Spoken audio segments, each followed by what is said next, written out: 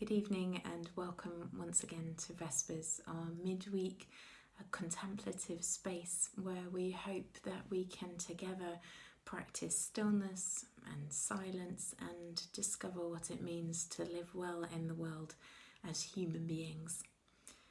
It's a place for you, whether you are someone who has a particular faith or spirituality, whether you're looking to explore and grow in the practice of meditation and mindfulness, whether you're someone who is following in the way of Jesus Christ and wanting to know more about that. We hope that Vespers will hold all these spaces and many more for you, that you'll be able to find a place of encouragement and companionship and growth as we gather here.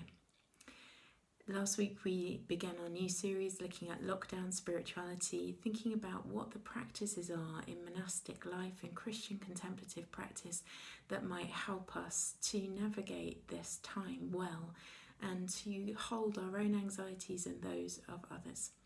We thought about the practice of enclosure, and this week we're going to think a little bit about the practice of silence. If you're new to us, if you've never joined us for Vespers before, all you have to do is scroll down through the service and press play when there's an opportunity to do that. You'll see there are 2 videos of stillness and silence. You don't need to use them, but if they help you just to be still for a particular period of time, we encourage you to use those things. We always begin with a poem and then a short piece of music, a short stillness, a reflection and a practice for your stillness, and then a longer time of quiet, ending with a final blessing. We're going to begin with words of the poet Pablo Neruda, called Keeping Quiet. Now we will count to 12, and we will all keep still. For once on the face of the earth, let's not speak in any language. Let's stop for a second and not move our arms so much. It would be an exotic moment. Without rush, without engines, we would all be together in a sudden strangeness. Fishermen in the cold sea would not harm whales, and the man gathering salt would not look at his hurt hands. Those who prepare green wars, wars with gas, wars with fire, victories with no survivors, would put on clean clothes and walk about with their brothers in the shade, doing nothing. What I want should not be confused with total inactivity.